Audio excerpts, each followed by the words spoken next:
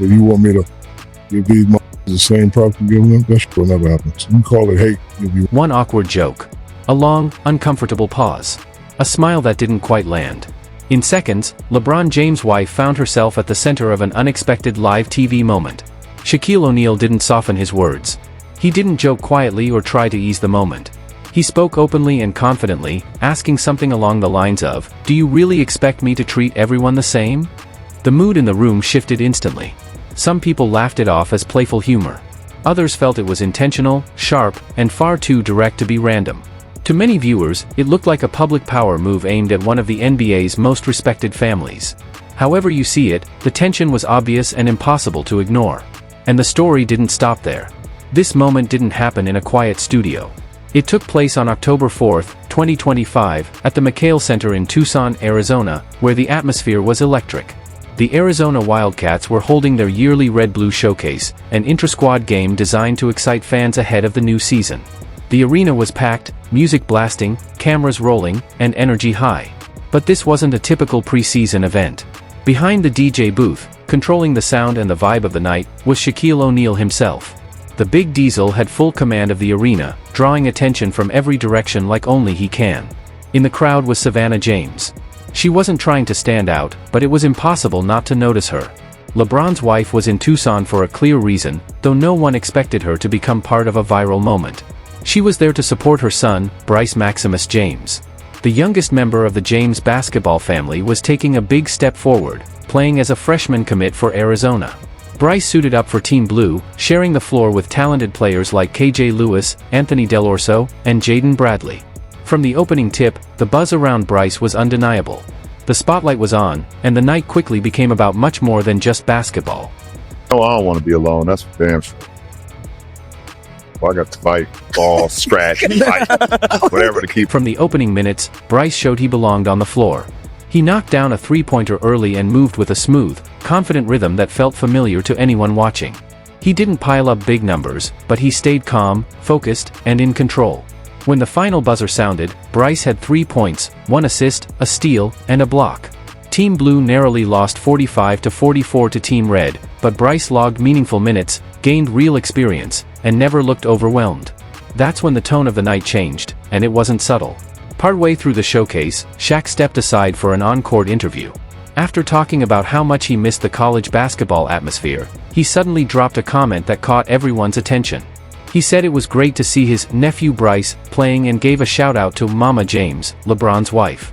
Then he followed it up by saying he was only there for a quick after-party before heading back to where real basketball is played at LSU. The crowd reacted immediately, because that wasn't casual chatter. Shaq knew exactly what he was doing. This moment didn't come out of nowhere. Earlier on his podcast, Shaq had already mentioned Bronny James and made it clear he keeps track of LeBron's kids. Respect for the next generation was already established. Still, this moment carried weight. Standing at center court, microphone in hand, Shaq publicly recognized Savannah James and called Bryce his nephew in front of thousands of fans and non-stop cameras. That kind of acknowledgement doesn't happen by accident. Savannah's response was calm and controlled. She didn't react for the cameras, give interviews, or play into the attention. Her focus stayed right where it should have been, on supporting her son. Even so, cameras stayed fixed on her, fans kept recording, and clips began spreading almost instantly. Interestingly, the online reaction was more relaxed than expected. The McHale Center crowd enjoyed the star power Shaq brought, and early coverage didn't dive deep into debate over the Savannah moment. Still, fans noticed. Moments like this don't fade away. They just wait for the internet to catch up. Among longtime NBA followers, the biggest takeaway wasn't controversy. It was the tone. Shaq's words felt friendly and familiar, almost family-like. Calling Bryce his nephew and Savannah, Mama James, came across to most fans as genuine respect, not disrespect. The overall reaction leaned strongly in that direction. And this wasn't the first time Shaq's name ended up connected to a viral Savannah James moment. Go back to August 2022. An Instagram video started making the rounds that had nothing to do with Shaq at first. LeBron was filming himself, showing off an outfit for social media. Savannah walked into the frame and asked him a serious question, not realizing he was recording. When she noticed the camera, she got embarrassed and quickly knocked the phone out of his hand while LeBron laughed. The clip exploded online. Millions of people watched it on repeat. Some saw it as a sweet, real moment between a married couple. Others read into it differently, claiming Savannah looked irritated or upset. Before long, the comment section spiraled, and the debate took on a life of its own. I would like the scrutiny to get off Bronny James. My nephew, he's a kid, great kid. All he wants to do is play. It's unfortunate for kids like ours that have to live up to what we have done. Hope he has the opportunity. Right on cue, Shaquille O'Neal stepped in. He reposted the video on his Instagram story and later addressed it on his podcast, The Big Podcast. After his co-host, Spice Adams, showed him the clip, Shaq didn't hesitate. He summed it up simply, saying LeBron is a great husband and that couples should support whatever makes each other happy.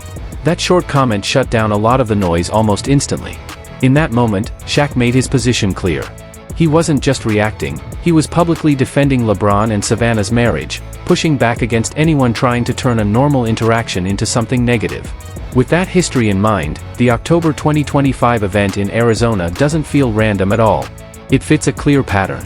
It was just another public moment where Shaq and Savannah ended up in the same space, and once again, Shaq made his respect for the James family obvious. The reality of that night is simple. Shaq was there doing his job as the event's DJ. Savannah was there for one reason only, supporting her son during a college basketball showcase. That's it. Reports from the event only mentioned Shaq's brief comment made over the microphone. There were no photos or videos of the two interacting privately. No side conversations. No awkward moments. Nothing hidden. Everything that happened was said out loud, in front of a full arena. Shaq has been consistent whenever he speaks about the James family. His words are always positive and respectful. Calling Bryce his nephew and referring to Savannah as Mama James and LeBron's lovely wife doesn't suggest drama.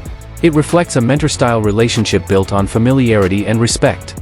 That connection likely goes back to Shaq and LeBron's time as teammates with the Cleveland Cavaliers during the 2009 to 2010 season.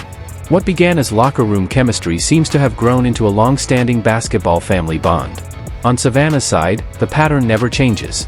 She keeps a low profile, avoids unnecessary attention, and focuses on her family and her podcast, Everybody's Crazy. When she talks about marriage and relationships, Shaq is never part of the discussion. Her actions leave no room for speculation, and they show no sign of tension. So if there's no conflict, no private interaction, and no public friction, the real question becomes, where did these rumors even start? That's where things took a sharp turn. In December 2025, Shaq found himself caught in a controversy he clearly didn't expect. What started as an innocent moment turned into an online firestorm within hours. It began with a single photo. Shaq was seen hugging a woman who happens to be the wife of one of his longtime friends.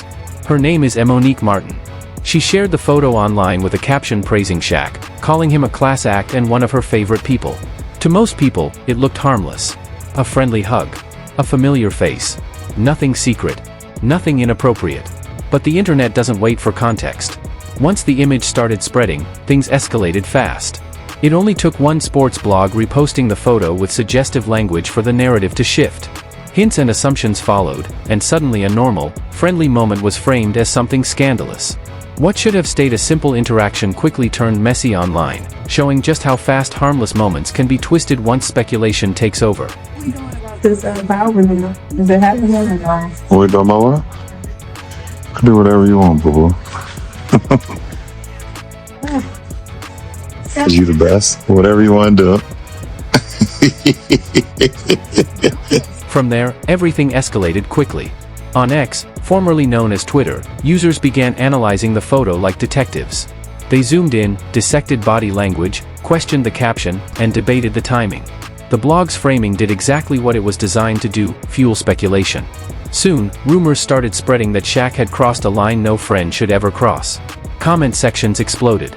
Some people used extreme language, calling the situation disturbing. Others asked loaded questions like, how would you feel if your wife posted this? The focus shifted fast. It stopped being about Shaq and turned into a broader argument about boundaries, appearances, and whether a married woman should post that kind of message about another man. Shaq wasn't willing to let that story grow. On December 7, 2025, he responded on Instagram with no hesitation and no soft wording. He reposted the photo himself and made one thing very clear, that woman was his friend's wife. No confusion. No room for spin. He didn't stop there. Shaq directly called out the blog, accusing them of being broke and chasing clicks by creating drama that didn't exist. On his podcast, he doubled down, explaining that he's been close with the couple for years and dismissing the entire situation as desperation. He made it clear they're family, and that people are always hungry for controversy. Once again, the reaction split fast. Some fans defended Shaq, saying the photo was obviously harmless and completely normal. Others argued that even innocent moments can look bad online and that people need to be careful with how things appear. Many agreed on one point, though. Shaq shut it down immediately, and that mattered. This moment didn't happen in a vacuum. Shaq's personal life has always attracted attention, and his relationship history helps explain why people jump to conclusions so quickly. For decades, his romantic life has been under constant scrutiny. The most important chapter starts with his marriage to Shawnee Nelson. They were married from 2002 to 2011. The two met in the late 1990s while Shawnee was working in film marketing. They began dating in 1998, got engaged in 2000, and married on December 26, 2002, during a private ceremony at the Beverly Hills Hotel. From that point on, Shaq's private life became public property. Every photo, every interaction, and every headline came with extra attention and judgment. Together, Shaq and Shawnee raised 4 children: Sharif, Amira, Shakur, and Miera. For years, they were seen as one of the NBA's strongest power couples, successful, polished, and untouchable from the outside. But behind closed doors, things weren't as perfect. Shaq later admitted that himself. In his 2011 memoir, Shaq Uncut, he openly confessed to being unfaithful and described living what he called a double life. He admitted he had too many options and made poor choices that hurt everyone involved. He didn't make excuses or shift blame. He clearly stated that his actions played a major role in the marriage falling apart. That history is exactly why one simple photo was enough to spark a fire the internet couldn't stop feeding. Maybe Drake will keep teasing it. Let me just tell you what I've heard. Yo, LeBron, you and Drake used to go in 2-mans. Okay? You've been cheating on your wife. Drake used to facilitate the host. And basically, essentially, you can't dance to a song about him being a pedophile. He used to supply you with the... I'm sorry, man.